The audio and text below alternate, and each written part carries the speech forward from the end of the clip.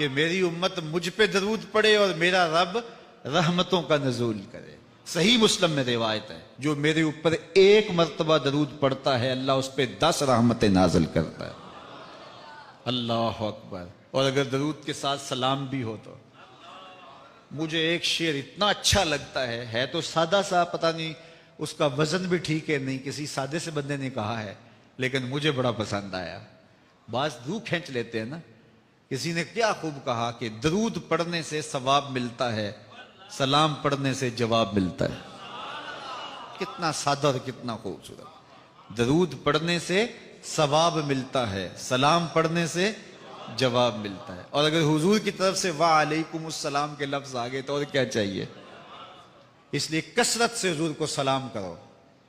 یار آپ گلی سے، بازار سے گزرتے ہوں تو کوئی لڑکا، کوئی بزرگ، کوئی شخص آپ کو روز سلام کرے تو ایک دن آپ پوچھتے ہیں نا یہ کون ہے؟ روز ہی سلام کرتا ہے، یہ کس کا بیٹا ہے؟ یہ روز سلام کرتا ہے۔ پھر کس دن آپ روک کے پوچھیں گے پتر کس کے پتر ہو؟ اتنے اچھے ہو کہ روز سلام کرتے ہو۔ تو ایک دن حضور بھی پوچھیں گے نا یہ کس کا پتر ہے، یہ کس کا بیٹا ہے، یہ روز مجھے سلام کرتا ہے۔ تو پھر حضور سے تعارف ہو جائے گا۔ اس لیے حضور کو سلام کیا کرو۔ حضرت ابو درداء رضی اللہ تعالیٰ عنہ کہتے ہیں میں حضور کی بارگاہ میں جب آقا نے فرمایا نا کہ جمعے کے دن کثرت کے ساتھ میرے پہ درود پڑا کرو، تو میں نے عرض کی حضور جب آپ وصال کر جائیں گے تب بھی یہ عمل جاری رکھیں؟ تو حضور نے فرمایا اللہ نے مٹی پہ حرام کر دیا نبیوں کے جسموں کو کھائے۔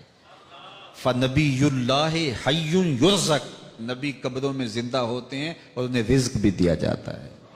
اس لیے جمعے کے دن کثرت کے ساتھ میرے اوپر درود پڑھو، میرے اوپر سلام پڑھو۔ اللہ اکبر۔ تو حضور فرماتے ہیں مجھے یہ بات پسند آتی ہے کہ کوئی میرے پہ درود پڑھے اور پھر رب اس پہ رحمت نازل کرے۔ اللہ اکبر۔ حضرت ابی بن قعب کہتے ہیں میں نے حضور سے کہا حضور میں چوتھا حصہ آپ پہ درود پڑھوں گا اور باقی جو 3 حصے ہیں دیگر وظیفے کر لیا کروں گا۔ تو آقا کریم نے فرمایا ما شئتا وَإِن زِدْتَ فَهُوَ خَيْرٌ، جیسے تمہاری مرضی، لیکن اگر درود کو بڑھا دو تو ہوگا اچھا۔ تو میں نے کہا حضور میں آدھا وقت درود پڑھوں گا، آدھا دیگر وظیفے کروں گا۔ فرمایا ما شئتا، جو تمہاری مرضی، لیکن درود کی مقدار بڑھ جائے تو اچھا ہوگا۔ میں نے کہا حضور میں 2 حصے درود پڑھوں گا، 1 حصہ باقی وظیفے کروں گا۔ فرمایا بہت اچھا، لیکن درود کی مقدار بڑھ جائے تو پھر اور اچھا ہوگا۔ عرض کی حضور میں پڑھوں گا ہی درود، میں سارا وقت ہی درود پڑھوں گا۔ تو سنو میرے حضور نے کیا کہا، یہ ترمذی کی روایت ہے۔ حضور نے فرمایا پھر تیرے سارے دکھ مٹ جائیں گے، سارے گناہ معاف کر دیے جائیں گے۔